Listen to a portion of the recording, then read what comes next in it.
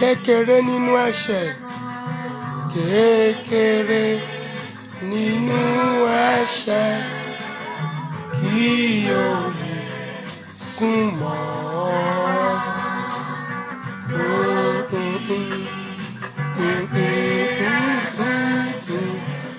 ẹ kú ojúmọ́ o a tún ti jí o a ti jí ìpẹ́ndẹ̀ a ti jí in Hush Puppy's voice a tún ti jí o ìpẹ́ndẹ̀ ẹlẹ́ṣẹ̀ yí padà tẹ́ ẹ tó parun àkúmáwí tiwa.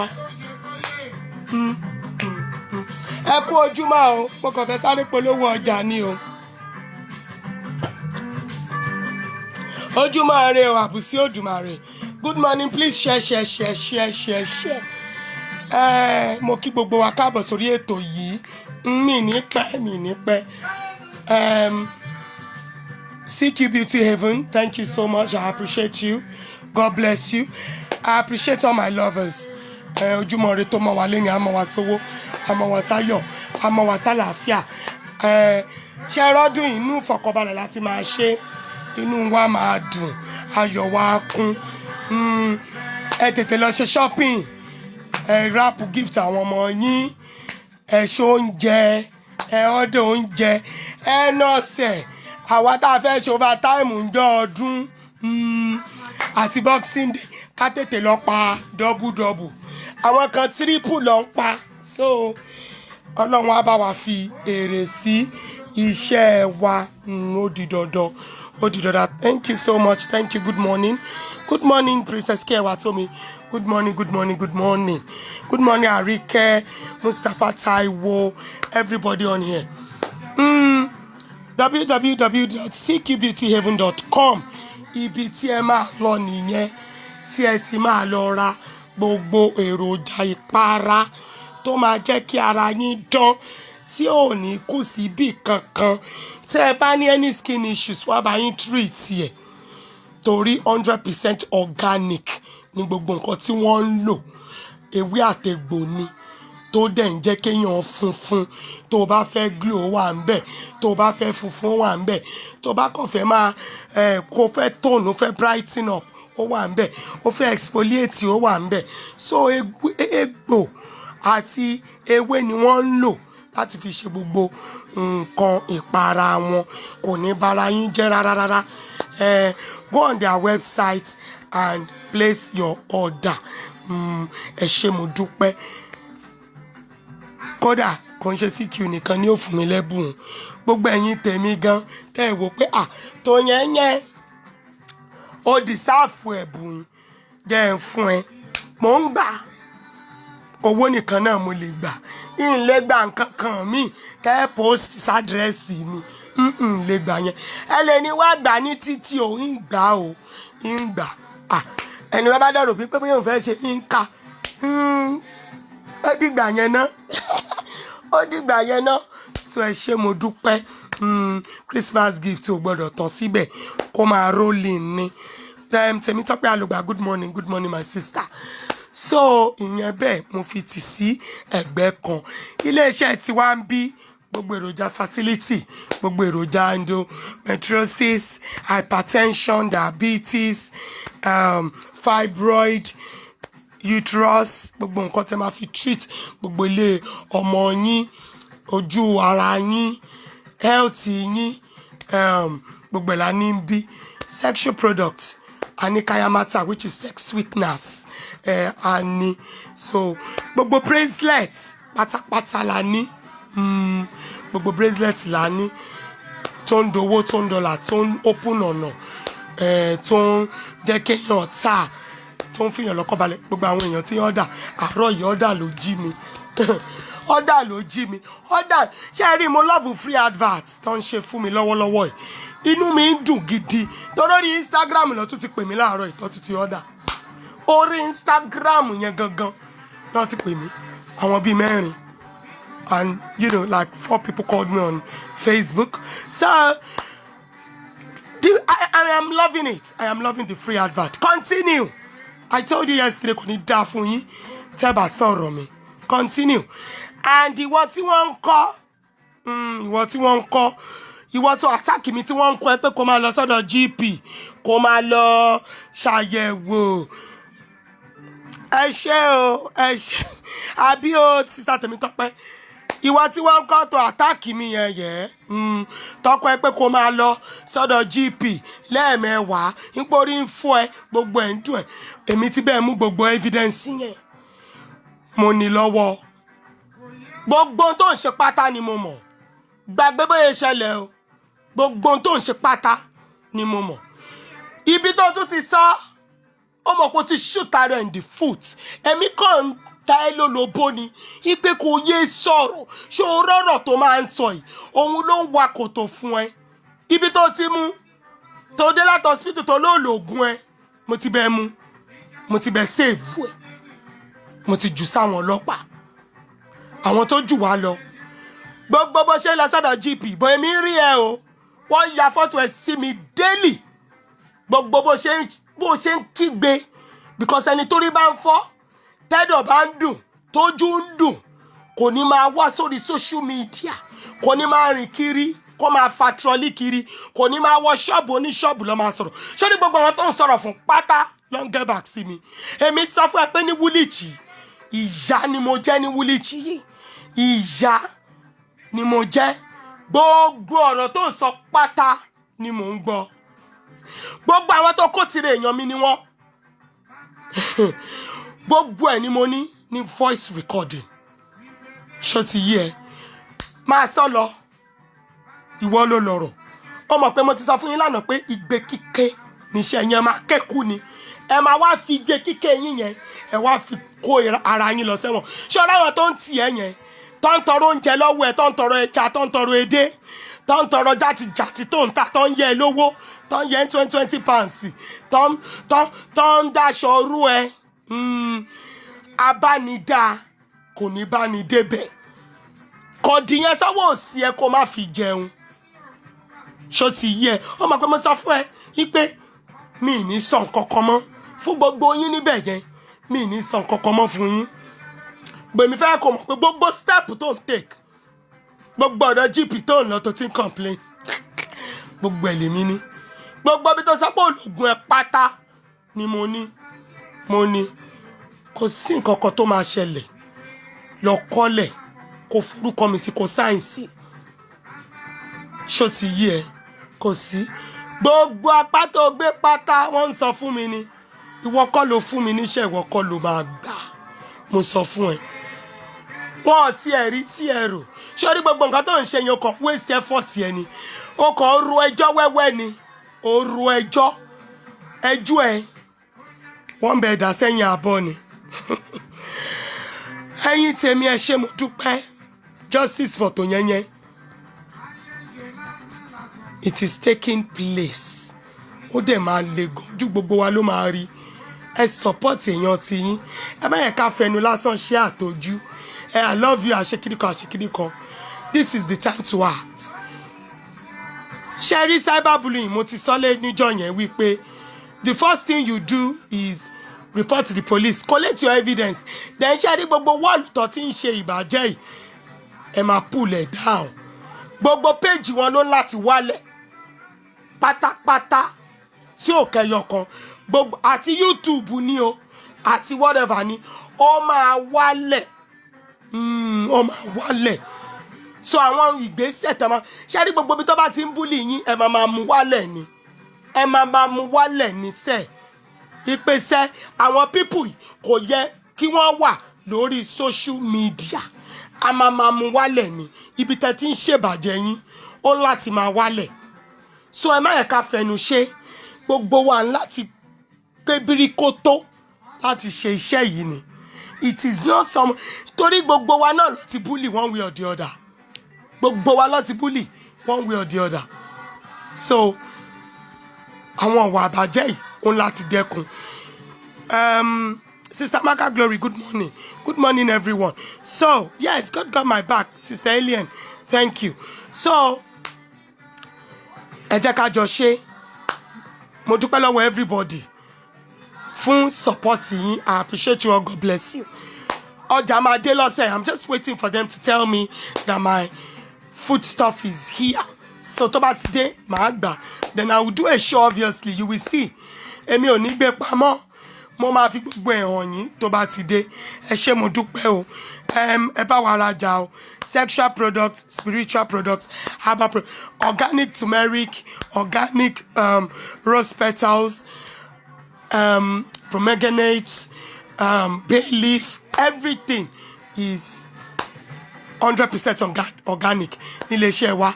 Èròjà arun, èròjà eczema, èròjà psoriasis, èròjà dermatitis, gbogbo ẹ̀ la ní bí.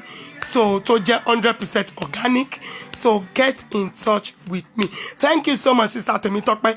No one kò sí. So ẹ ṣé mo dúpẹ́ o.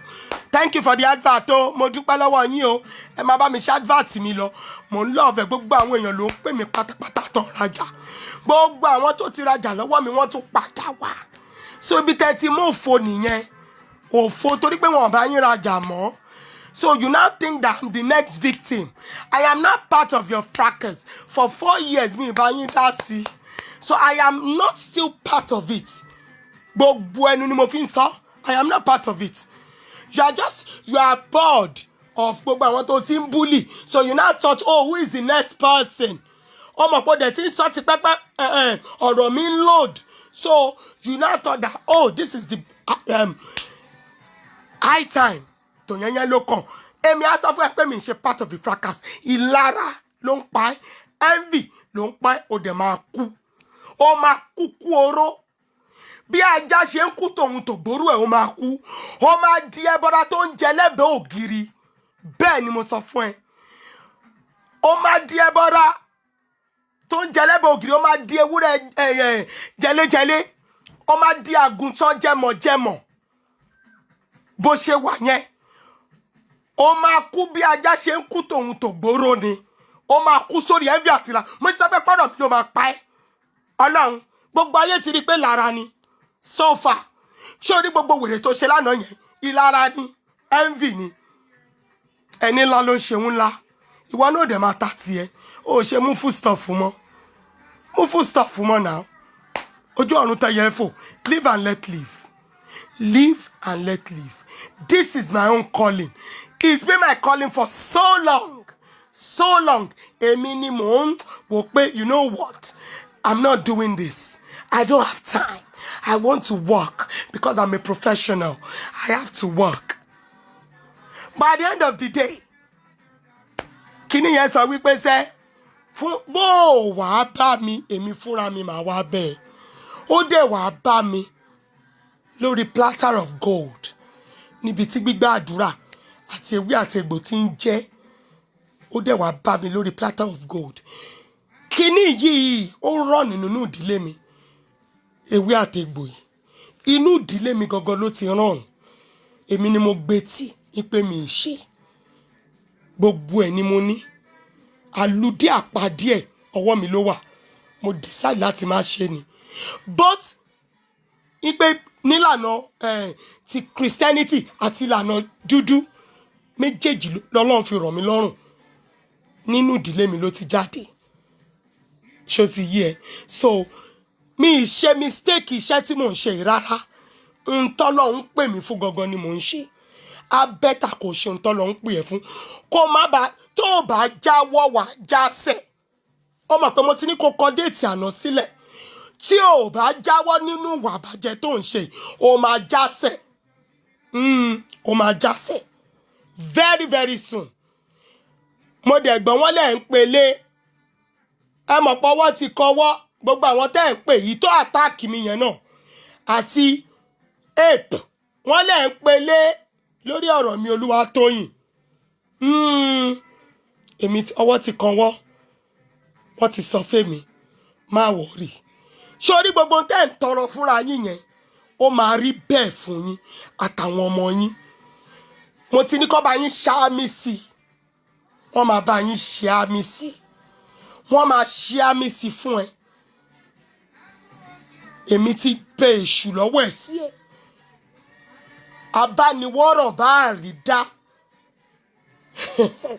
èṣù láàlí ògiri òkò ó máa gbéṣẹ́ lé eyín lọ́wọ́ ẹ máa lọ dìde wá ọ̀ràn yẹn ẹ tiẹ̀ ti wá kan bọ̀ mo ti bá yín join kun mo ti bá yín fún èṣù lóúnjẹ ẹ̀ ṣó ti yẹ yín òun ló máa tì yín lọ síbi tẹ́ ẹ ti máa ṣekú para yín èmi ò tọrọ nǹkan míì fún yín ikú ni o mo fi gbogbo ohun tí mo ní láyé mo fi búra torí ẹ ti ní grace 4 years gbogbo ayé ló ń sọ pé kẹjáwọ́ bó ẹ máa jásẹ̀ torí ogun tó bá léyàn títí tí ó bá dẹ̀yìn ogun yẹn ó ṣetán àti parun ni ogun ni yín ẹ̀dẹ̀ máa bógun lọ ẹ máa ṣé ní gbogbo àwọn tó ń kọ yín àwọn oníyẹ̀yẹ̀ àwọn aláṣọ pípọ́n bíi tàparò tó ń kó ẹ wàláhì wọn níbẹ̀ débẹ̀ gbogbo evidence yẹn mo ti bẹ̀ collate mo ti bẹ̀ dá síbẹ̀ mo ti bẹ̀ dá mo ń wo ohun tí dàdẹ fẹ́ dà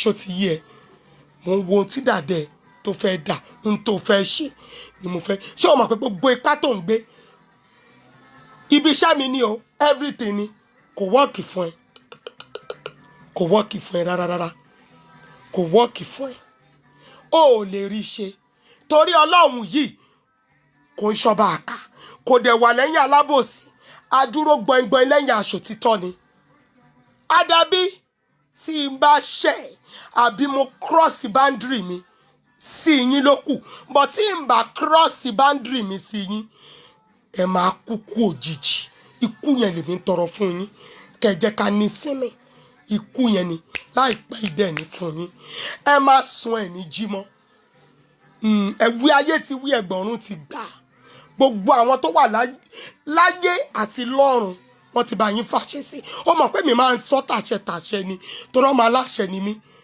ibi tó wà yẹn lọ́ ti máa fòkú ẹ̀ ránṣẹ́ wọ́n máa gbé ẹ dìgbàdìgbà ni lọ dìímú dáadáa sọ́wọ́ òsì ẹ̀ nítorí pé kí ni ìkà ni yín ẹni bí sì ni yín pẹ̀lú ẹ máa kúkú òjijì ni a wá kọ́ gbogbo àwọn èèyàn burúkú bíi tiyín lọ́gbọ́n wípé kéèyàn jáwọ́ mi ní dwell so much on you people but nǹkan mi ni mo fún kẹ́ lè mọ̀ pé mo wà lórí kéèsì yín gbogbo ohun tẹ́ ẹ̀ ṣe ni mò ń gbọ́ mo dẹ̀ ní pẹ̀lú evidence lọ́wọ́ continue kájọ máa bá bọ̀ káwá wo ohun tó fẹ́ ṣẹlẹ̀ tòyẹ́yìn ẹ̀yìn náà rèé o ẹ ṣé mo dúpẹ́ o kò sẹ́ni tó pọ̀ tó gbé mi sáré wọn lè expect mi kémi bínú kò sẹ́ni tó lè gbé mi nínú èmi ọmọ ẹ̀mí lèmi ọmọ ẹ̀mí ni mí má wọrí èmi àti ẹ àtijọ́ tẹsẹ̀ bọ ṣòkòtò kan náà àti wá ti òjé bó lóòṣà ti tèmi lọ́wọ́ ó wá kó bàbá ńlá kú ẹni tí ó bọ̀ lọ́wọ́ ti tèmi Olúwatóyìn ẹ fẹnu fẹ́ra bí abẹ̀bẹ̀ ó mọ̀ pé ó ti ń yáwó kiri wọ́n sì £20 tó yá wọ́n sì disgrace ẹ̀ níbi tó ti ń gbé trọ́lì ẹ̀ kiri tó rí sàn ó máa burú jù bẹ́ẹ̀ lọ fún ẹ nínú tèmi àti ẹjọ́ tẹ̀sẹ̀ bọ́ yìí ó máa burú jù bẹ́ẹ̀ lọ ó mọ̀ pé wọ́n ń tiẹ̀ owó disability wèrè tó ń gbà níbi tó ti ń jábọ̀ tó lòkùn lọ́rùn tó fi sá lọ tó yẹ pé business yẹ ó ti tán your turnover is 0 gbogbo ẹ̀ la fetí gbọ́ gbogbo ẹ̀ láti fetí gbọ́ kò sí nǹkan kan mọ́ lọ́wọ́ ẹ wọ́n ní kó take break ni ó wá travel ó wá ń gba jairo so after 3 years ó wá rò bí pé o tún lè máa function 3 years yìí ò ní pé lọ́kọ́ sílẹ̀ gbogbo àṣírí yín la mọ̀ ẹ̀yin ìlẹ̀ ẹ̀ máa sọ pé ẹ ní story gbogbo èèyàn lọ́wọ́ ó ṣe jẹ́ ẹ̀yin nìkan lẹ ní story gbogbo ayé lọ́wọ́ àwọn tẹ́ ẹ wá ń sọ̀rọ̀ wọn yẹn ṣe ẹ̀rù bí pé wọ́n stupid èmi òṣì lẹ́ ń ṣe o òṣì lẹ́ ń ṣe tẹ́ ẹ mọ̀ ẹ múra sí i ẹ continue ẹ bẹ̀rù yín níbodè láìpẹ́ èmi ní ti yín tòótọ́ Olúwatóyìn ẹ wá bẹ́ẹ̀ mi rajà o ní if secret o. if secret ni àwa tí ń ta gbogbo spiritual wa, gbogbo herbs wa, gbogbo egbòogi wa, everything ẹ wá bá wa rajà. Mo dúpẹ́ lọ́wọ́ gbogbo ẹ̀yin tẹ́ ti bá mi rajà láàárọ̀ yìí, gbogbo ẹ̀yin tẹ́ ti bá mi ràbọ̀ sẹ́yìn, mo dúpẹ́ o. Ọlọ́run á bá mi wà pẹ̀lú yín o. Ibi tẹ́ ti mówó, ọwọ́ yín ò ní kọ́ sàlẹ̀ àpò. Gbogbo ń tẹ́ wá rà nílé iṣẹ́ mi Eve Secret tó jẹ́ Tolúwatóyìn, ó máa jẹ́ fún yín ni. Báyé bá ń jáyé, tígbà bá ń jẹ́gbà, ó máa jẹ́ ni. Tá a bá wá rí àwọn kan tí wọ́n rò bí pé àwọn lè ta ọfà sí nǹkan mi kó máa ṣiṣẹ́, mo ti ṣiṣẹ́ yín mọ́ o. Mo ti ṣiṣẹ́ yín mọ́ already, torí mo mọ̀ pé gbogbo ọ̀nà lẹ lè bá yọ. Gbogbo ẹ̀ ni mo ti cover. Ibi tẹ́yìn go ò lérò, gbogbo ẹ̀ ni mo cover. Tẹ́ bá ṣe ń sàbáì, ó máa ta padà sí yín ni. Ṣé wá rí tó bá wá ta padà sí yín yẹn, èyí tó bá já síkú fákọ̀bí yín tàbí gbígbẹ̀yìn yín, ó rí bẹ́ẹ̀ fún nìyẹn. Èyí tó bá gbẹ̀mí ẹ̀yin gan fúnra yín, ó rí bẹ́ẹ̀ fún yín nìyẹn. I don't care. A ti dojú ọ̀gbagadè, mo ti sọ fún yín. A ti dojú ẹ̀, ojú ibẹ̀ gangan ládé yìí. A mọ̀ pé mo avoid yín bọ̀, ẹ ti wá ṣètè èṣù, ó ti wá kó sí yín nínú, ẹ ti wá ṣe dé ọ̀dọ̀ ẹni tẹ́ ẹ ti máa jẹ̀bi. Ẹ máa jẹ̀bi straight. Ikú lèmi máa rà fáwọn ọ̀tá mi. Tẹ́mi bá ń gba àdúrà ikú ni. Because ogun tí ó bá fẹ́ dẹ̀yìn lẹ́yìn èèyàn máa ń gbàdúrà pé kó parẹ́ ni. Ṣó ti yé yín bẹ́yẹn? So ẹ lọ dìímú sọ́wọ́ sí yín kẹ́ má fi jẹun. Iná ti jó dórí kókó. Iná ti jó dórí kókó. Ẹ ti dá orúkọ mi. Ẹ máa fi omijé gbígbóná kábàámọ̀ ní wípé àbá tí mọ̀ ká má dárúkọ ọmọ yìí. A mọ̀ wípé ọmọ yìí ọmọ alágbára kan ni. Ọmọ kan ni tó jẹ́ wípé àkàndá ni àbá má dárúkọ ẹ̀. Àbá má ta fèlèfèlè dọ́dọ̀ ẹ̀. Ẹ lọ kọ́lẹ̀ ẹ fi sọ́wọ́ sí yín. Ẹ máa bá mi kájọ́ tí wọ́n ti bẹ̀rẹ̀ sí ní dárúkọ mi. Ẹ máa bá mi kà. Tá a bá wá ti fẹ́ débẹ̀, màá wá sọ. Èmi á wá sọ ọjọ́ fún yín. Tí ó bá wá rí bẹ́ẹ̀ lọ́jọ́ yẹn, kẹ́ ní pé kò sọ lọ́hùn. I love you all. God bless you. Ẹ lọ sí iléeṣẹ́ CQ Beauty, ó ṣe kókó, ó ṣe pàtàkì. Ẹ lọ sí ọ̀dọ̀ Dorcas, ẹ lọ sọ́dọ̀ AJ Trendy, ẹ lọ bá wọn dòwò pọ̀. Ọdún ayọ̀ la máa ṣe o, inú wa dùn, ayọ̀ wa kún. I love you all. God bless you. Please continue to be you. Say no to cyberbullying. And don't forget to support Justice for Toyenyen. That is the only justice that you have to support. Thank you so much. I appreciate you. God bless you. Mo kàn ní kí n sáré wá polówó àwọn ọjà mi ni. Gbogbo ẹ̀ la ní.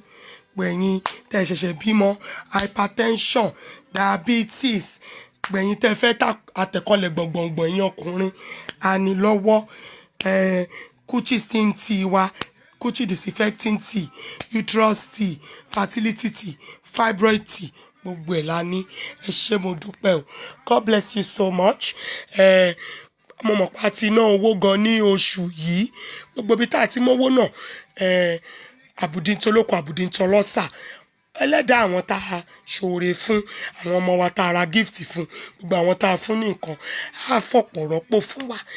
Gbogbo àwọn tá a fún ní give away, please, mo ti message gbogbo wa, check your phone, send your postage money so I can post it, please. Ó ṣe kókó, ó ṣe pàtàkì, or else gbogbo kíní yẹn mo máa kó lọ sí ọ̀dọ̀ charity ni, because àìmọye àwọn èèyàn tó wà níta ńbẹ̀ yẹn tí wọ́n ra ṣọwọ́, tí wọ́n rí n tó bá fi ṣe ọdún. So bó bá lọ kó ogbẹ̀ fún charity ni. Gbogbo bàtà mo ti post, bá àwọn aṣọ tí a fi ṣe give away ní àná, ẹ tètè kọ sí mi, ẹ fowó yẹn sí àkáǹtì mi kí tètè lọ bá yín post ẹ kẹ́ lè tètè rí gbà. God bless you. I love you all. Inú yín á dùn, ayọ̀ yín á kún. I'm enjoying the free advert. Please, please, please patronize me. Gbogbo yín, èmi tí mò ń jẹ́ Toyenyen náà ni, tí mò ń trend lọ́wọ́lọ́wọ́ yìí, èmi ni o. So ẹ tètè wá bá mi rajà o. God bless you all. Gbogbo àdódùn la ní o. Sex sweetener ló ń jẹ́ bẹ́ẹ̀. Wọ́n tún wá pè ní kayamata lédè Hausa. Ẹ mọ̀ pọ̀ dẹ̀ ni wọ́n mọ̀ túmọ̀. Yorùbá is àdódùn. English is sex sweetener. Kayamata is Hausa. So wọ́n stupid. Then because wọ́n sọ́nsìn wọn làwọn nìkan làwọn gbédé, àwọn nìkan làwọn ń tà. Really? Ẹ̀yin nìkan kọ́ ló ṣe lé ayé fún. Ẹ̀yin nìkan kọ́. So gbogbo lẹ̀kẹ̀, ọlà, owó, oríire, protection, tó máa jẹ́ kọjá yín tà wàràwàrà. Gbogbo ẹ̀ package àní ilẹ̀kẹ̀ àti iṣẹ́ tẹ máa lò. Gbogbo ẹ̀ làwa ń ṣe as package. So àtà tẹ bá fẹ́ ra lẹ̀kẹ̀ lọ́tọ̀ fine, but gbogbo ẹ̀ ó máa ń dákẹ́ ra as package so kó lè ṣiṣẹ́ papọ̀ sí rere fún yín. God bless you all. I love you. Thank you so much.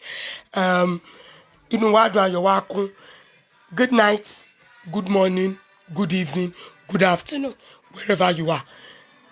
Take care. I'm going to come out maybe tonight to talk about the bailiff and some other spiritual stuff. Yes. It's time we take control. Because àwọn pastor, àwọn wòlíì, àwọn gbogbo àwọn ìka èèyàn wọ̀nyí, wọ́n ti ń gbá wa. Wọ́n ti ń gbá wa. Imagine kéèyàn máa ṣiṣẹ́ bí erin kó máa jíjẹ ìlérí, kí ló ṣẹlẹ̀? Ẹ kàn sí wa. Ẹ kàn sí wa. We got you covered. Anything you are going through. Ẹ máa lọ bí tó ti máa fi iná ìnàjì irọ́, olè, ìjà, envy lára tó máa fi tajà fún yín o. Ẹ lọ sọ́dọ̀ àwọn tó mọ́ kẹ́ lọ rajà. God bless you. Nínú gbogbo package mi tí mo fi ránṣẹ́ sí gbogbo everybody, I gave everyone favour oil, and that is my gift. Favour oil yẹn, it is powerful. Ẹ máa fún mi feedback. Ṣé báwọn èèyàn ló ń pè wá tán fún wa feedback yẹn? We are having more testimonies. Voice note yapa. But I'm just creating awareness. I'm only a few months into this and I'm going places already. Imagine if I'm 1 year, 2 years. So, mo ṣe ń create awareness náà ni. Awareness ni. Tógun ayé yín bá ṣáà ti ń ṣẹ́, tínú tèmi ti ń dùn. Kémi dẹ̀ máa fi ìbùkún fọ́lọ́run ọba ni. Èmi kọ́, Ọlọ́run ni. So, ènìyàn kọ́, aláwo kọ́, Ọlọ́run ni. Ọlọ́run ló ń jẹ́ wí bẹ́ẹ̀ jẹ́ bẹ́ẹ̀. Ọlọ́run yẹn dẹ̀ ni àwa fi ń pè lóṣẹ́ wa ń bí. Lágbára Ọlọ́run yẹn náà ó máa jẹ́ fún yín ni. Ẹ ní kọsẹ̀, ẹ ní ṣubú o. Ayé ò ní gbà wá lọ́wọ́ yín o. Ayé ti gbà wá lọ́wọ́ àwọn kan. Láyé wọn ṣe bàjẹ́ ni lẹ ṣe ń rí wọn tó ń ṣe bó ṣe ń ṣe yẹn. Ọlọ́run ò ní gbà wá lọ́wọ́ yín. I love you all. God bless you. Yes, thank you. Eyitayo, thank you. I appreciate you all. God bless you. I will talk to you later. We are coming for spiritual. Yes, spiritual ló lè ṣe. Ọdún tá ń lọ yẹn, à ń láti lákòjọ, inú wa ń láti dùn, à ń láti máa jèrè iṣẹ́ ọwọ́ wa, à ń láti máa fọkànbalẹ̀ ká fẹ̀yìntì báyìí wípé yes, Ọlọ́run èmi ló ṣe yìí fún. Ọdún tá ń lọ nìyẹn. À ń láti take control and take charge of our lives. Wípé àwọn nǹkan báyìí mi ìfẹ́, àwọn nǹkan báyìí ni mo fẹ́. We have to, stand our ground. We have to take control because ṣé rí àwọn ogun kan wà, alẹ́ ni má dẹ̀yìn ni. Ọlọ́run dẹ̀ máa gbàgbára lọ́wọ́ wọn. Tí mo dẹ̀ mọ̀ wípé gbogbo àwọn èèyàn wọ́n ń go through, kò síbi tí bàtà tí ò ti ta ẹnì kankan nù wá lẹ́sẹ̀, kò sẹ́ni tó perfect. Àdúrà náà ló lè ṣe. Ẹ ṣé mo dúpẹ́. God bless you all. I appreciate you. I got to go now. I have to go and do my shopping. Àwọn shopping kékeré kan wà tí mo ṣe fẹ́ ṣe. Àwọn ọmọ wa ti wà ní holiday o, ẹ jẹ́ ká mójútó wọn o. Ẹ jọ̀ọ́, ẹ jẹ́ ká gbàdúrà fún wọn. Ẹ jẹ́ ká rí wọn sínú ibú ẹ̀jẹ̀ Jésù. Bá a ṣe fẹ́ yẹ kó rí nínú ayé wọn, ẹ jẹ́ ká bẹ̀rẹ̀ sí ní sọ. Àníṣe ẹni tí ó bá ti sí nínú àwẹ̀ àti àdúrà láti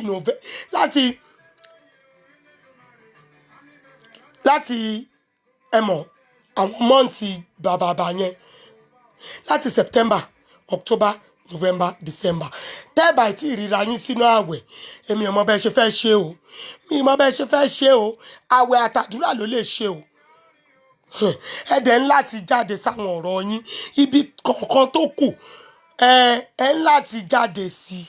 Ibi tẹ́ bá mọ̀ wípé ẹ ti wà stuck, ibẹ̀ làwa ti come in. Ibẹ̀ láti come in. Agbọ́mọlà làwa ń bí. Màmá aláwo làwa ń bí.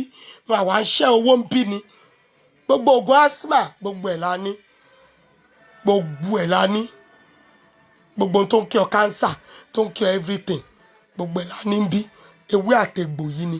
Kò sí ohun tí ò lè kí ọ. Ó ń kí ọ ṣòro ayé ẹ̀dá. Ẹ kàn sí wa. Ògùn tí ò jẹ́, ewé ẹ̀ ló kù kan. So ẹ jọ̀ọ́, kàn sí wa nílé iṣẹ́ If Secret. We got you covered. God bless you. Mo ti ń gbọ́ tí fóònù mi ti ń vibrate. Mo ti ń gbọ́ tó ti ń dún. Ẹ ṣáà máa ṣáàfin mi lọ́rùn lẹ́lẹ́ nì. Torí ògo ló jí mi. Ògo ló jí mi láàárọ̀ yìí pé sẹ́ tó yẹn yẹn. N tó ń tà yẹn sẹ́, a fẹ́ rà. Ògo ni. Ẹni tó bá ní ògo, ògo yẹn máa push wọn ni. Kò ní jẹ́ kó dúró lójú kan. Ògo yẹn ó máa accelerate wọn síwájú ni. Ọmọ ológo lèmi. So ẹ ṣé mo dúpẹ́ o. God bless you all. Ọmọ ológo náà ni gbogbo wa. Inú yín á dùn, ayọ̀ yín á kún. Ojú tẹ́ fi ń wò mí kò ní fọ́, etí tẹ́ fi gbọ́ mi ò ní di. Àsìkò yìí a sọ wá sọmọ. Ọdún tuntun tá ń lọ yìí, a bẹ́tà kí gbogbo wa jáwọ́ nínú ìwà búburú because ọdún ẹ̀san ni. Èèyàn máa kó èrè ẹ̀. Ọlọ́run dá máa gbàdúrà àwọn èèyàn gidi gan ni. So the way you want to do it, ó kù sí yín lọ́wọ́. Tí ẹ bá fẹ́ ní rere, kí 2020 kó sọ̀yìn sí rere, ìsìn ni. Tó bá ti bẹ̀rẹ̀ sí ní gbààwẹ̀, bẹ̀rẹ̀. Èní ni Friday. Ẹ bẹ̀rẹ̀. Ẹ ríra yín the next coming weeks. Ẹ ríra yín sínú ẹ̀jẹ̀ Jésù. Ẹ bẹ̀rẹ̀ sí ní gbàdúrà. Gbogbo ń tẹ́ ẹ bá mọ̀ ẹ bẹ̀rẹ̀ sí ní ṣe. Ọlọ́run ò ní jẹ́ kẹ́ bá láyé fọwọ́ tì. I thank you all. I love you too. Ẹ ṣé mo dúpẹ́. Thanks for joining. I appreciate you all. God bless you. I need to go now. Thank you. Ire ayọ̀ ni o. Ire ayọ̀. Bàbá látòkè wá. Ire ayọ̀. Bàbá látòkè wá. Ẹ lọ rajà o. Gbogbo àwa CEO gbangba tá wà lórí social media. Ẹ lọ bá wa rajà. Ibi tẹ́ ti mówó náà kò ní tán bẹ́ẹ̀. Àwọ̀ yín ò ní ṣá. Ẹ ní báláyé fọwọ́ tì. Inú yín á máa dùn ni. I love you all. God bless you. Sister Rufasabe, I cite you. Million, I cite you. Love you all. God bless you. Ire ayọ̀ ní tiwa lọ́jọ́ kọjọ́ àti tàwọn ọmọ wa. Èmi ò yìn ọ́. Jù gbogbo òrìṣà ti bẹ̀lì ilé ayé yìí. Èmi ò yìn ọ́. Èmi ò yìn ọ́. A máa gbọ́ lọ́hùn ga ni ọ̀tá wa ló ní ìbànújẹ́. I love you all. God bless you. Ó dalẹ̀ agbára Ọlọ́run. Ìyẹn tèmi àtọkàn mi ò bá bóde o. Torí bàbá ní tó yẹn mo ní òó.